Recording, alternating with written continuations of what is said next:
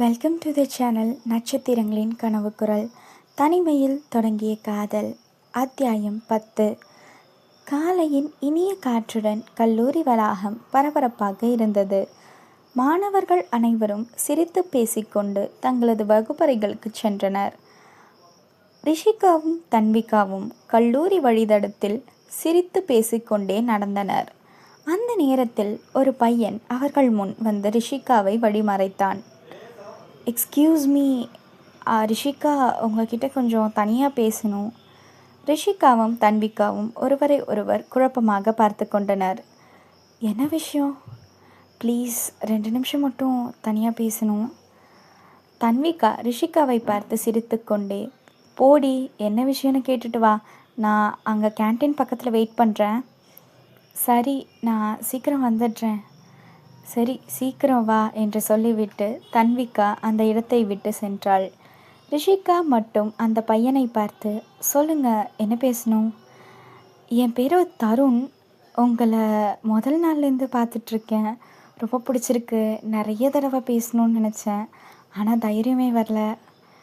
ரிஷிகா அமைதியாக அவன் பேசுவதை கேட்டுக்கொண்டிருந்தாள். Tarun, Rishika, I love you.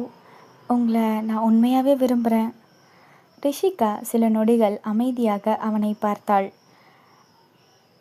அதற்கு ரிஷிகாவின் பதில், தருண், முதல்ல உங்க என்னை பற்றி நான் மதிக்கிறேன். என் கேரக்டர், என் ட்ரீம்ஸ், எனக்கு பிடிச்சது பிடிக்காதது எதுவுமே உனக்கு தெரியாதுல்ல. ஒருத்தரை பார்த்த உடனே வர ஈர்ப்பு காதலாக இருக்கலாம், ஆனால் அது அட்ராக்ஷனாக கூட இருக்கலாம் இல்லையா? ஆனால் காதல்னா ஒருத்தரை முழுசாக புரிஞ்சுக்கிட்டு அவரோட நல்லது கெட்டது எல்லாத்தையும் ஏற்றுக்கிற அளவுக்கு இருக்கணும். நீ என்னை பார்த்து விரும்பியிருக்கலாம், ஆனால் நீ விரும்புகிற என்னோடது முகத்தையா இல்லை என்னோட மனசையா, அதை கூட உனக்கு தெரியாது. அதனால் இதை நான் ஏற்றுக்க முடியாது. தருண் அமைதியாக தலையசைத்து, புரியுது, உங்கள் முடிவை நான் ரெஸ்பெக்ட் பண்ணுறேன். சாரி உங்களை டிஸ்டர்ப் பண்ணதுக்கு. ரிஷிகா அதற்கு மேல் எதுவும் பேசவில்லை. நேராக தன்விகா தருண் இடத்திற்கு சென்றாள். அந்த நேரத்தில் அந்த முழு சம்பவத்தையும் சிறிது தூரத்தில் நின்று அர்ஜுன் அமைதியாக பார்த்து கொண்டிருந்தான். அவன் மனதில் ஏதோ ஒரு எண்ணம் தோன்றியது. அர்ஜுன் மனதில், இவ மற்றவங்கள மாதிரி இல்லை போல என்று நினைத்து கொண்டே ஒரு மெல்லிய புன்னகையுடன் அங்கிருந்து தனது வகுப்பை நோக்கி சென்றான். நேரம் மெதுவாக இரவை எட்டியது. வானம் முழுவதும் நட்சத்திரங்கள் மின்னிக் கொண்டிருந்தன. சுற்றிலும் அமைதி நிலவியது. நாள் முழுவதும் இருந்த பரபரப்புக்கு பிறகு எல்லாமே அமைதியாக தோன்றியது. ரிஷிகாவும் தன்விகாவும் தங்களது படுக்கையில் அமர்ந்து கல்லூரி வேலைகளை செய்து கொண்டிருந்தனர். மறுநாள் வகுப்பிற்கு தேவையான நோட்ஸ்களை எழுதி கொண்டிருந்தனர். அந்த நேரத்தில் ரிஷிகாவின் மொபைல் ஒலித்தது. அவள் ஃபோனை எடுத்து பார்த்தாள். திரையில் அர்ஜுன் காலிங் என்று தெரிந்தது. அருகில் இருந்த தன்விகாவும் அதை பார்த்தாள். ரிஷிகா அதற்கு, அதான் ப்ராஜெக்ட் வேலை முடிஞ்சிருச்சுல, அப்புறம் எதுக்கு கால் பண்ணுறான்னு தெரியல.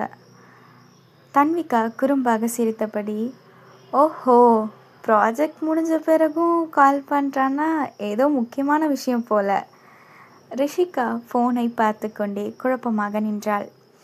அட்டன் பண்ணலாமா வேணாமா அதை கவனித்த தன்விகா சிரித்து கொண்டே, அடிப்பாவி, இப்படி யோசிச்சுட்டே இருந்தனா கால் கட் ஆகிடும். முதல்ல அட்டன் பண்ணு, அப்புறம் என்ன விஷயம்னு தெரிஞ்சுக்கலாம். ரிஷிகா ஒரு பெருமூச்சு விட்டுவிட்டு சரி என்று சொல்லி தயக்கத்துடன் கால் அட்டன் செய்தாள். ஹலோ. ஹலோ, நான் அர்ஜுன் பேசுகிறேன். டிஸ்டர்ப் பண்ணிட்டேனா? இல்லை, சொல்லுங்கள். அதான் ப்ராஜெக்ட் வேலை முடிஞ்சிருச்சுல. அர்ஜுன் சிரித்தபடி, ப்ராஜெக்ட் முடிஞ்சால் கால் பண்ணக்கூடாதா? ரிஷிகா சிறிது தயக்கத்துடன், அப்படிலாம் இல்லை, சும்மா தான் கேட்டேன். அர்ஜுன், சும்மா தான் கால் பண்ணேன், கொஞ்சம் பேசலான்னு தோணுச்சு. ரிஷிகா, ஓ சரி, சொல்லுங்க. முதல்ல நீ ஃப்ரீயாக இருக்கியான்னு தெரிஞ்சுக்கணும். ஃப்ரீ தான், சொல்லுங்கள். அர்ஜுன் சிறிது தயக்கத்துடன், ரிஷிகா, ஒரு விஷயம் கேட்கலாமா? கேளுங்க. நீங்கள் கமிட்டடா?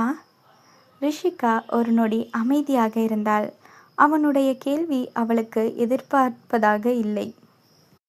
இல்லை, ஆனால் ஏன் திடீர்னு இந்த கேள்வி? அர்ஜுன் லேசாக சிரித்தான். சும்மா தான் கேட்டேன். அருகில் அமர்ந்திருந்த தன்விகா இந்த உரையாடலை கேட்டுக்கொண்டே இருந்தாள். தன்விகா மெதுவாக ரிஷிகாவிடம் கிசுகிசுத்தாள். நீயும் அவர்கிட்ட நீங்கள் கமிட்டடானு கேளுடி. ரிஷிகா உடனே தலையசைத்தது. கேளுனா கேளு அசைத்து அவர் உன்கிட்ட கேட்டார். ரிஷிகா மெதுவாக நீயும் கேளுடி, என்னால் முடியாது. தன்விகாவின் குறும்பை பார்த்து ரிஷிகா சிரிப்பை அடக்கு கொண்டாள். ஒரு கேள்வி கேட்கலாமா? கேளுங்க. நீங்கள் கமிட்டடா? ஒரு நொடி அமைதி. பிறகு அர்ஜுன் சிரித்தபடி, இல்லை நான் கமிட் இல்லை. அதை கேட்ட தன்விகா ரிஷிகாவை பார்த்து குறும்பாக சிரித்தாள். ரிஷிகாவோ போதுமா என்பது போல தன்விகாவை முறைத்து பார்த்தாள். இருவரும் இன்னும் சிறிது நேரம் பேசிக்கொண்டிருந்தனர். பிறகு ஒருவருக்கொருவர் விடை பெற்று கொண்டு அழைப்பை முடித்தனர். ரிஷிகா ஃபோனை கீழே வைத்தாள். அருகில் இருந்த தன்விகா அவளை பார்த்து குறும்பாக சிரித்தாள்.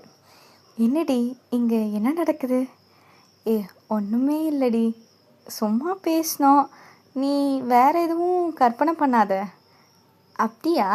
ஆமாம், அவன் நம்ம கிளாஸ்மேட், அவ்வளோதான். அதுக்கு மேலே எதுவும் இல்லை. ரிஷிகாவின் பதிலை கேட்ட தன்விகா சிரித்தபடியே சரி சரி என்று சொல்லிவிட்டு மீண்டும் தங்களது வேலையை தொடங்கினர். அந்த நேரத்தில் அர்ஜுன் தனது அறையில் அமைதியாக அமர்ந்திருந்தான். அன்றைய நாள் முழுவதும் நடந்த சம்பவங்கள் அவன் மனதில் ஓடிக்கொண்டிருந்தனர். குறிப்பாக ரிஷிகா தருணிடம் பேசிய விதம், அவளுடைய தெளிவான பதிலும் அவன் நினைவுக்கு வந்தது. அர்ஜுன் தனக்குத்தானே மெதுவாக சிரித்து கொண்டான். அர்ஜுன் மனதில், ரிஷிகா, நீ சொன்னது கரெக்டு தான். உன்னை பற்றி நான் முழுசாக தெரிஞ்சுக்கணும். அதுக்கு முன்னாடி எந்த முடிவுக்கும் வரக்கூடாது. அந்த எண்ணத்துடன் மெதுவாக அவன் ஜன்னல் வழியாக பார்த்து கொண்டிருந்தான். For more interesting videos, please like and share, comment and subscribe. Thank you for watching.